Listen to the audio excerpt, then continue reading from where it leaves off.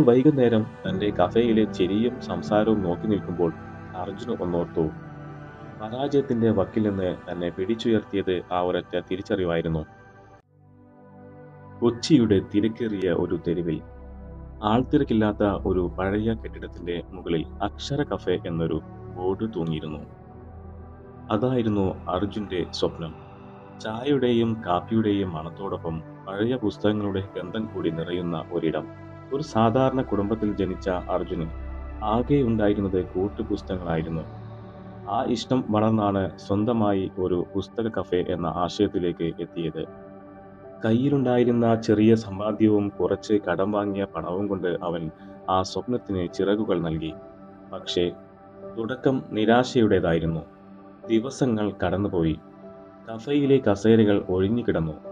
പുസ്തകങ്ങൾ വായിക്കാൻ ആർക്കാണ് ഇപ്പോൾ സമയം എന്ന ബന്ധുക്കളുടെ ചോദ്യങ്ങൾ അവന്റെ കാതുകളിൽ മുഴങ്ങി. ഓരോ ദിവസവും നഷ്ടത്തിന്റെ കണക്കുകൾ മാത്രം ബാക്കിയായി.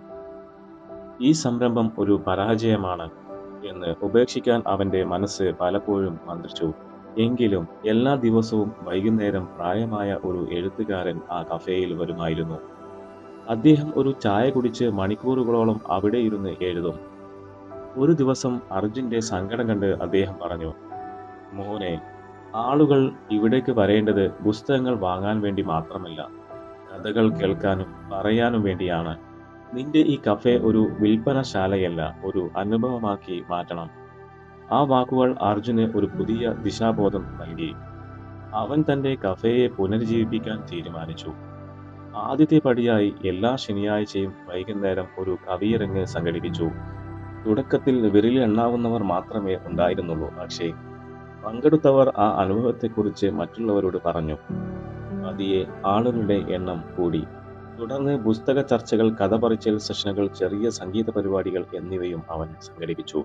സോഷ്യൽ മീഡിയയിലൂടെ ഈ പരിപാടികളെക്കുറിച്ച് കൂടുതൽ ആളുകൾ അറിഞ്ഞു. അക്ഷര കഫേ വെറുമൊരു കഫേ അല്ലാതായി മാറി. അത് അക്ഷരങ്ങളെയും കലയെയും സ്നേഹിക്കുന്നവരുടെ ഒരു ഒത്തുചേരൽ കേന്ദ്രമായി. ഓരോ കസേരയിലും ആളുകൾ നിറഞ്ഞു. പുസ്തകങ്ങൾക്കിടയിൽ പുതിയ സൗഹൃദങ്ങൾ വിടർന്നു. ചർച്ചകൾ ഉയർന്നു. മാസങ്ങൾക്കുള്ളിൽ അർജുന്റെ കഫേ നഗരത്തിലെ ഒരു സാംസ്കാരിക ഇടമായി മാറി. നഷ്ടത്തിന്റെ കണക്കുപുസ്തകം അവൻ എന്നേക്കുമായി അടച്ചുവെച്ചു. ഒരു വൈകുന്നേരം തന്റെ കഫേയിലെ ചിരിയും സംസാരവും നോക്കി നിൽക്കുമ്പോൾ അർജുന് ഒന്നോർത്തു. പരാജയത്തിന്റെ വക്കിൽ നിന്ന് തന്നെ പിടിച്ചുയർത്തിയത് ആ ഒരൊറ്റ തിരിച്ചറിവായിരുന്നു. നമ്മുടെ സ്വപ്നങ്ങൾക്ക് മൂല്യമുണ്ടെന്ന് പൂർണ്ണമായി വിശ്വസിക്കുകയും സാഹചര്യങ്ങൾക്കനുസരിച്ച് മാറ്റങ്ങൾ വരുത്താൻ തയ്യാറാവുകയും ചെയ്താൽ ഒരു കൊടുങ്കാറ്റിനും നമ്മളെ തകർക്കാനാവില്ല. വിജയം എന്നത് ലക്ഷ്യസ്ഥാനം മാത്രമല്ല, നാം പിന്നിട്ട വഴികളും ആ യാത്രയിൽ കൂടെയുണ്ടായിരുന്ന പുഞ്ചിരികളുമാണ്. സുഹൃത്തുക്കളെ, ഇന്നത്തെ ഈ സ്റ്റോറി നിങ്ങൾക്ക് ഇഷ്ടമായാൽ ഈ വീഡിയോ ലൈക്ക് ചെയ്യുക. അതുപോലെ തന്നെ ഈ ചാനൽ നിങ്ങൾ ആദ്യമായിട്ടാണ് വീഡിയോ കാണുന്നതെങ്കിൽ ചാനൽ സബ്സ്ക്രൈബ് ചെയ്യുക.